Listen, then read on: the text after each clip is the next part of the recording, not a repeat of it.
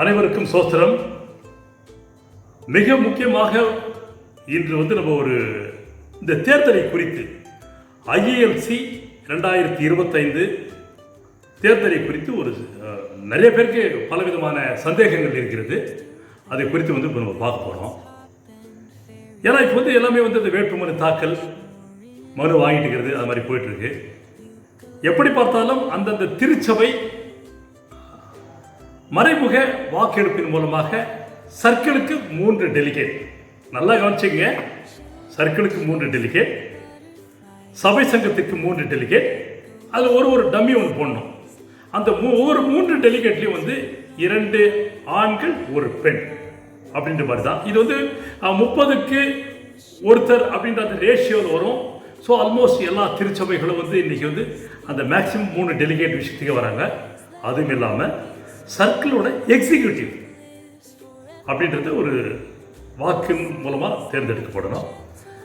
கடந்த சில நாட்களுக்கு முன்பாக வாக்காளர் லிஸ்ட் ஓட்டிட்டு 5 நாள் டைம் கொடுத்துட்டு கடந்த 20ஆம் தேதி அதற்கான அந்த லிஸ்டெல்லாம் அனுப்பியிருப்பாங்க, அனுப்பியிருப்பீங்க. இப்பொழுது இன்று முதல் இந்த டெலிகேட்டுக்கான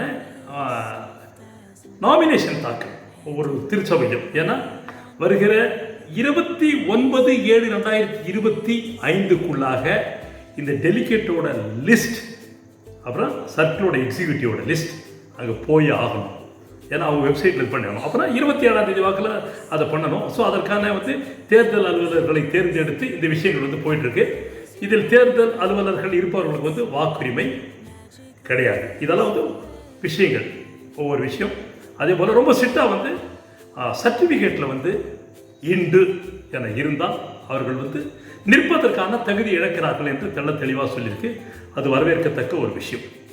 இதுதான் முக்கியமாக அனைத்து திருச்சபை மக்கள், பொறுப்பாளர்கள், போதகர்கள் மற்றும் இதில் ஆர்வம் உள்ள ஒவ்வொருவருக்கும் முக்கியமான ஒரு தகவலை நான் சொல்கிறேன். நீங்கள் தெரிஞ்சிக்க வேண்டிய விஷயம் இது. ஒரு முதல் பாகத்துக்காக நான் சொல்கிறேன். இந்த தேர்தல் நீங்கள் ரொம்ப ஆர்வமாக எதிர்பார்த்து கொண்டிருக்கிற ஒரு தேர்தல். இந்த தேர்தலில் மிக முக்கியமாக நீங்கள் தெரிந்து கொள்ள வேண்டிய விஷயம் என்னன்னா, நம்மளுடைய இது ஆம்பூர் சபை சங்கத்துக்கு மட்டும் நான் சொல்கிறேன். அந்தந்த சபை சங்கம் அவங்கவுங்க அப்படி அது நீங்கள் பிளான் பண்ணீங்க.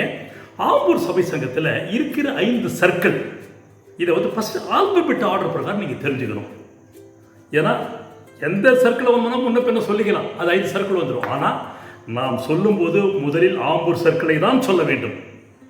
அடுத்ததாக கர்நாடகா சர்க்கிள், அடுத்ததாக மெட்ராஸ் சர்க்கிள், அடுத்து மேல்பட்டி சர்க்கிள், அடுத்து வாணிப்பாடி சர்க்கிள். இந்த முறைகளில் தான் சொல்லணும். ஏன்னா சுழற்சி முறையில் வரும்போது இவைகள் மிக முக்கியமாக தேவைப்படும். அதே போல தான் நாகர்கோவிலையும் திருவாண்டத்துலையும் நீங்கள் இதை தெரிஞ்சுக்கணும், புரிஞ்சுக்கணும்.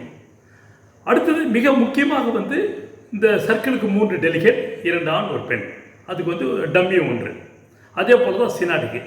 இப்போ இந்த சர்க்கிள் தேர்ந்தெடுக்கக்கூடிய அந்த டெலிகேட்ஸ் அவர்களோட பங்கு என்ன, அவர்கள் என்ன செய்ய போகிறார்கள், ரொம்ப ரொம்ப முக்கியமான விஷயம்.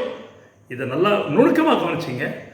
இந்த சர்க்கிளில் இருந்து, இந்த திருச்சபைகளில் இருந்து சர்க்கிள் டெலிகேட்டாக தேர்ந்தெடுக்கும் நபர்கள் அவர்கள் சர்க்கிள் கன்வென்ஷன், சர்க்கிள் அதாவது வட்ட மாநாடுன்னு சொல்லுவாங்க. இந்த வட்ட மாநாடு மிக மிக முக்கியமான ஒரு மாநாடு. அந்த மாநாட்டில் தான் அந்த தேர்தல்கள். அதே மாதிரி சினாட்டில் தேர்ந்தெடுக்கக்கூடிய டெலிகேட்டுக்கெல்லாம் சேர்ந்து தேர்ந்தெடுப்பது சபை சங்க மாநாடு. இதை புரிஞ்சுங்க. இப்போ இந்த சர்க்கிள் தேர்ந்தெடுக்கக்கூடிய டெலிகேட்டோட பங்கு, அவர்களோட பணி, அவர்கள் என்ன செய்ய வேண்டும் என்பது, அதாவது இந்த சர்க்கிளில் தேர்ந்தெடுக்கக்கூடிய அந்த 3 டெலிகேட்டுகள் போயிட்டு யாருக்கு ஓட்டு போடுவாங்கன்னா, சர்க்கிளோட ஆபீஸ் பேரர்ஸ், சர்க்கிளோட பிரசிடென்ட் அவர் போதகராக இருக்கணும். அடுத்தது சர்க்கிளோட செக்ரட்டரி கம் ட்ரெஷரர், அப்புறம் ஜாயிண்ட் செக்ரட்டரி. ஸோ இது போல தேர்ந்தெடுப்பதற்கு வாக்குகள் செலுத்த வேண்டும். இரண்டாவது, சினாடு எக்ஸிக்யூட்டிவ் மெம்பர்ஸ். ஒரு சர்க்கிளுக்கும் 3 நபர்களை தேர்ந்தெடுக்க வேண்டும். அதுபோல 5 சர்க்கிளுக்கு சேர்ந்து அந்த 15 நபர்கள், அவங்க தான் சினாடு எக்ஸிக்யூட்டிவ்ஸ். இதில் போதகர் ஒருத்தர், 2 லேமன், அப்போ போன முறை இந்த சர்க்கிளில் போதகர் வந்திருந்தாருன்னா அடுத்த முறை அவர் வரக்கூடாது. அதுக்கு தான் வந்து அந்த ஆல்பபெட்டு ஆர்டர் நான் சொன்னது. மூன்றாவது வாக்கு சிசி, அதாவது சபை மாமன்றம், apex body of the whole ILC. மிக மிக மிக முக்கியமானது இந்த சிசி மெம்பர்ஸ். ஸோ இவர்களுக்கான வாக்குகளை வந்து இந்த சர்க்கிள் டெலிகேட்ஸ் செலுத்துவார்கள். அடுத்தது ஐஏஎல்சி கன்வென்ஷன் டெலிகேட், அதாவது ஐஎல்சியோட பெருந்தலைவரை தேர்ந்தெடுக்கக்கூடிய ஒரு டெலிகேட்டை வந்து இந்த சர்க்கிள் தான் தேர்ந்தெடுக்குங்க. இந்த சர்க்கிள் இது வந்து ஒரு சர்க்கிளுக்கும் வந்து 8 பேருங்க. எப்படின்னா 5 லேமன், 2 போதகர், 1 லேடி.